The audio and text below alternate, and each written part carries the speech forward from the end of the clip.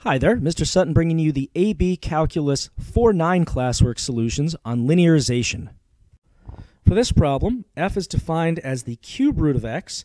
We want f of 10 approximated using a tangent line approximation at the point 8, 2. So let me write my tangent line formula in general. That's L of x equals f of a plus f prime of a times x minus a. And now a in this case is 8 because that's where our tangent line is starting from, or at least launching off of, going through, the point of tangency. All right, so we need to find each of these things individually. F of 8, that's going to be the cube root of 8, which is 2. F prime of 8, we have to find f prime in general. F is x to the 1/3, so f prime is 1/3 x to the negative 2/3, using our power rule on a fractional exponent. If I plug 8 into this now, that's going to be 1 over 3 times x to the positive 2/3, which is to say 1 over 3 times the cube root of 8 squared. So going through in order here, I've got cube root of 8, which is 2. Squaring that gives me 4. 3 times 4 is 12. So this is 1 over 12 for f prime of 8.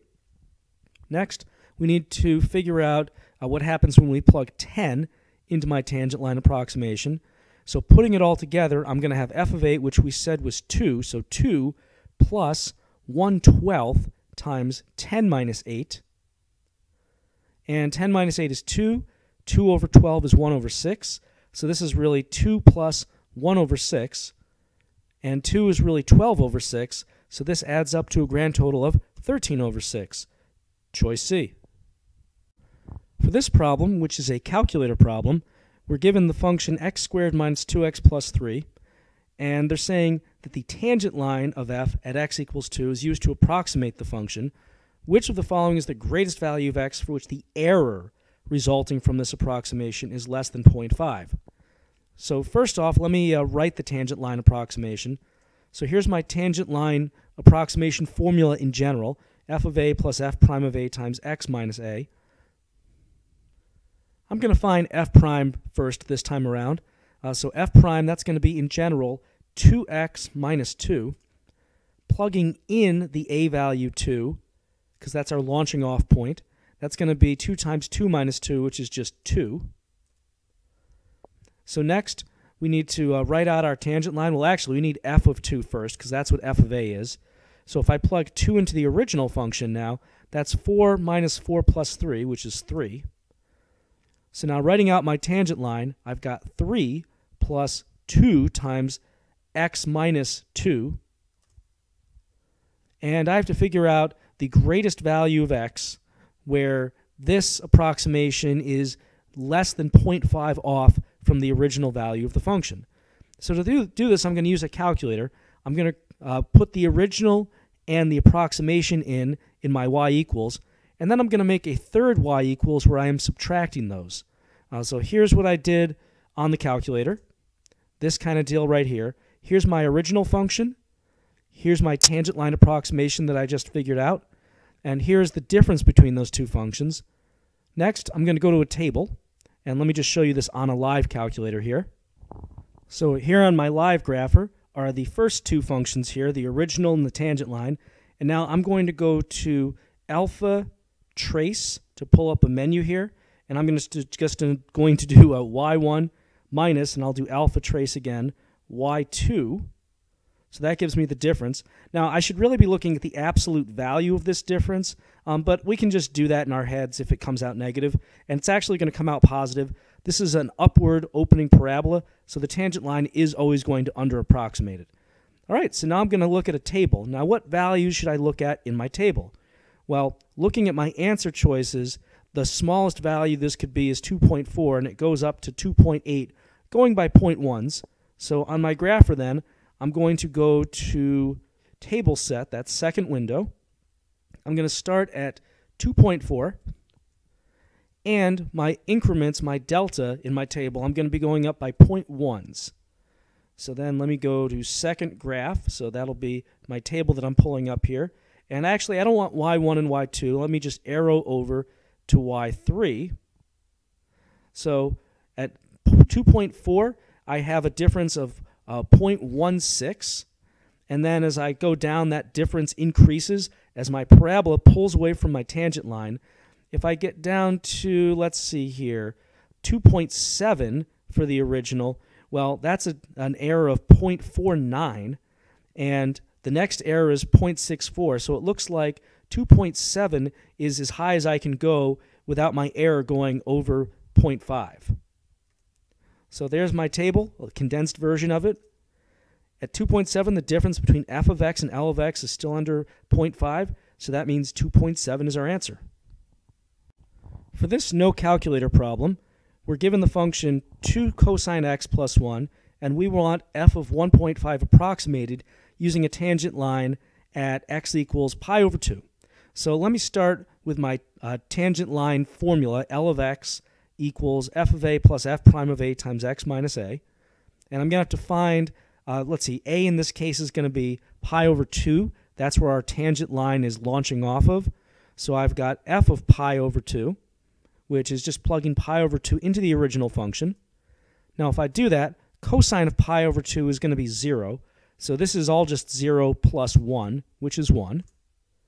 Next, I need f prime of a. Let me find f prime in general. That's going to be negative 2 sine of x. And then if I do f prime of pi over 2, that's negative 2 times sine of pi over 2, which is going to come out to, let's see, sine of pi over 2 is 1. So this is a grand total of negative 2. So in general, my tangent line is going to look like 1 plus, or rather minus 2 times x minus pi over 2. For my x value now, we finally get to plug in the 1.5. So we've got 1 minus 2 times 1.5 minus pi over 2. And that's none of the answer choices, of course, so we have to simplify this. Distributing that negative 2, this is going to be 1 minus 3 plus pi, which is going to be negative 2 plus pi, or pi minus 2, which gives us answer choice C. On this problem, we're given a twice differentiable function that is, at the second derivative is less than 0 for all x. They're telling us s of x is a secant line from 3 comma f of 3 to 5 comma f of 5.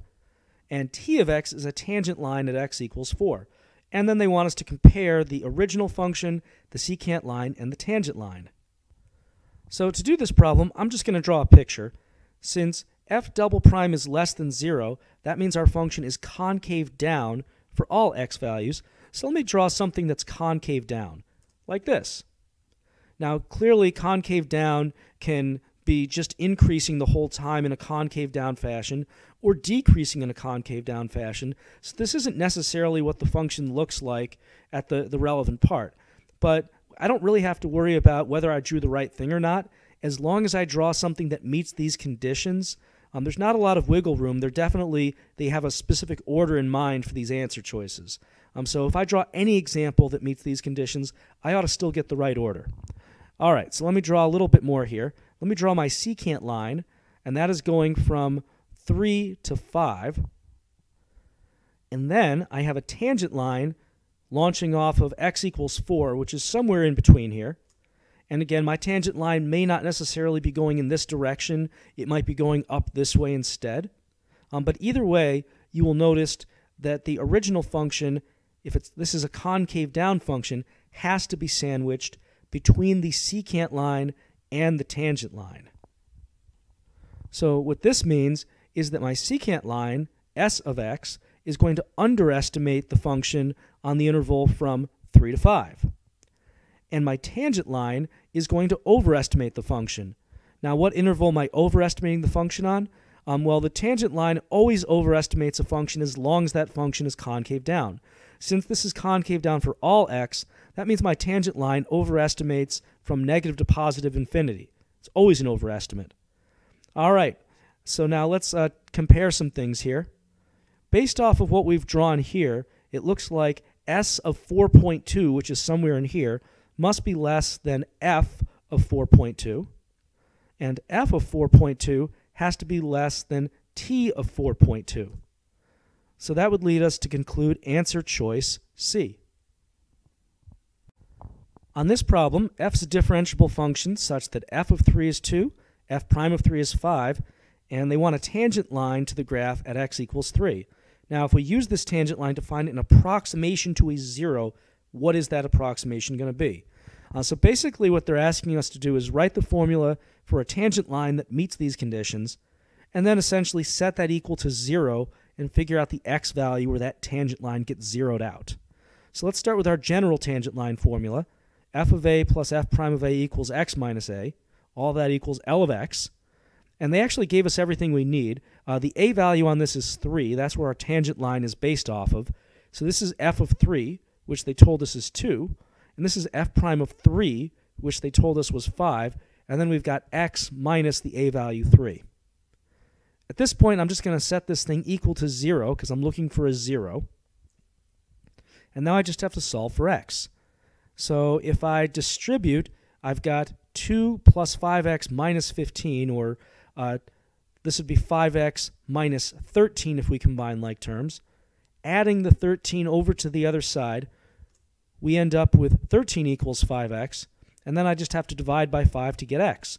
So that's going to come out to, let's see, no calculator allowed on this one, so that's going to be 2.6, which comes out to answer choice C. On this problem, for the function f, we're given f prime is 2x plus 1 and f of 1 is 4. We want the approximation for f of 1.2 using a line tangent at x equals 1.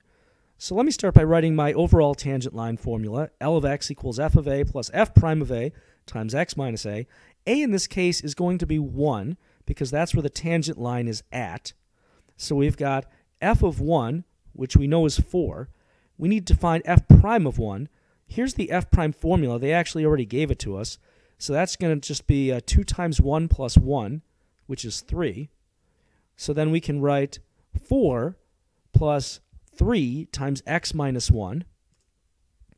And now I need to approximate 1.2 with this, f of 1.2. So let me plug 1.2 in for x. So I've got, this is going to end up being 3 times 0.2, which is 0.6. 4 plus 0.6 comes out to 4.6, which gives us choice D. On this problem, we're given a differentiable function with the property that f prime is always less than or equal to 3 between the x values 1 and 8, and f of 5 is 6. Based off of these conditions, we want to know which of the following is possible to get. So the way I did this is they've given me this property with the slope. We need to use what the slope could be along with this initial point they gave us to see if we can get these function values. I'm going to do this by using my slope formula, y2 minus y1 over x2 minus x1, and basically just plugging in this point that they gave us with these other 3 points to see what kind of slopes I get out of this. So let me start with the point right here, 2, 0. So the slope from 2, 0 to 5, 6, that's going to be 6 minus 0 over 5 minus 2. That's 6 over 3, which ends up giving us 2. Now, is 2 less than or equal to 3? It is. And because 2 is less than 3, and f prime has to be less than or equal to 3, that means option 1 works. All right, let's try option 2, the point 6, negative 2. The slope from my original point to this point that's further to the right, I'm going to end up with negative 2 minus 6 for the y values, and 6 minus 5 for the x values. So that's negative 8 over 1, which is negative 8. Negative 8 is indeed less than or equal to 3, so that also works. And then finally, my last point, 7, 13, I've got 13 minus 6 over 7 minus 5. That ends up being 7 over 2, or 3.5. Is 3.5 less than or equal to 3? It is not. So it fails this condition of our derivative being less than or equal to 3, and that means that only options 1 and 2 work, so choice C. For this open response problem, I've got some grass clippings in a bin where they're decomposing. Between times 0 and 30, the amount remaining in the bin is modeled by this function here, where A is in pounds and T is measured in days. Based off of this, we want the average rate of change of A of T over the interval from 0 to 30, with units of measure. So in general, I want to figure out A of 30 minus A of 0 over 30 minus 0. That's my A-rock formula in action. Now to figure this out, this is a calculator question. I'm just going to put this function in as my y1 in my calculator and do all that out on the grapher. So here I am in y1 entering this formula that they gave us initially. And let me quit out of that now and write out this stuff. So I'm going to do alpha y equals to get my fancy fraction here. And I'm just going to do y1 of 30 minus y1 of 0. So alpha trace y1 of 30 minus alpha trace y1, open a parentheses here, y1 of 0. And then over 30 minus 0, which I'll just plug in as 30. And that all comes out to negative 0.197 if I round off to the nearest 3 decimals. And what units is that? Well, this is the average rate of change for the amount remaining in the bin. So this is going to be in pounds per day, because it's the rate at which the poundage is changing. For part B of this problem, they want the value of a prime of 15, and then, using correct units, interpret the meaning of this value in the context of the problem. So let's get the actual number. Now, if you've already entered a of t as y1 in your calculator, then you can just do math 8, get the n-deriv function going, and do this kind of setup on the calculator. So I had to plug in x for my d over d something. I'm going to put y1 in here, x equals 15, and I'll show you on a live calculator. So we go to math 8, and we've got x, alpha trace to get my y1, and 15 is the value we're plugging in, and that comes out to a negative 0.164. And what units is this going to be? Well, this should still be pounds per day, just like the average rate of change. This is the instantaneous rate of change at 15 days. So interpreting this in the meaning, this value in the context of the problem now, this is saying that at exactly 15 days, the pounds of leaves remaining is changing at a rate of negative 0.164 pounds per day. So at 15 days, amount of grass clippings in the bin is changing at this rate. And you have to be specific about the time period. If you don't make a reference to this 15 days in your explanation, you're not going to get the point. For part D of this problem, they're telling us for time greater than 30, L of t, the linear approximation to a at t equals 30, is a better model for the amount of grass clippings in the bin. They want us to use L of t to predict the time at which there will be 0.5 pounds of grass clippings remaining in the bin. So in order to get the full credit on this, we need to first write out some kind of equation or some kind of expression for our linear approximation.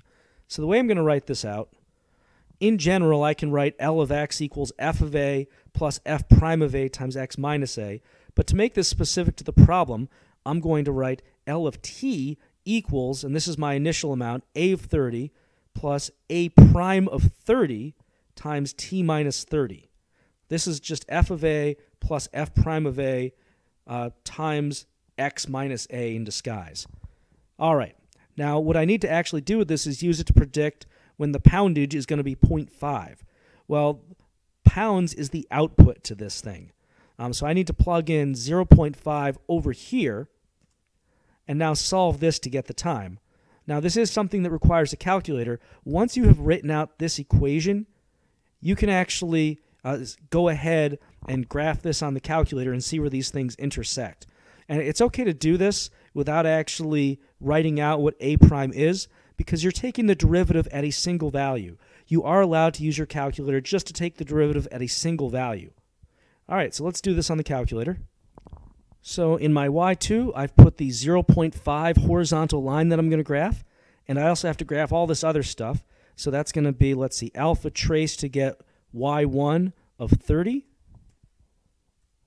And then to that, I'm going to add the derivative of y1 at 30. So again, math 8 to get my n-deriv. And that's going to be dx alpha trace y1 to get the original function in there. And we want to evaluate that at x equals 30. And now I'm going to multiply that by parentheses x minus 30. Now, what should my window be? This is only valid after 30. So for my window, I'm going to make my x min be 30, and I'm not really sure how far out to take it, so I'll just go with 10, and I'll do a zoom fit on this, zoom 0, to see where that leaves me. So here we go, graphing these out. First, my horizontal line is going to get graphed any day now. There we go, horizontal line, that's 0.5, and now here is my tangent line approximation slowly crawling here, and the reason it's slow is because I'm forcing the calculator to calculate the derivative at 30 every single time I plug in an x value. So it takes a little longer, but I'm getting there. So now that we've got this thing graphed out, we're going to go to second and trace and do the intersect function, option 5. Just press enter 3 times. And we come up with, just blow this up a little bit here, 35.054. Now what's the units on this? This is time.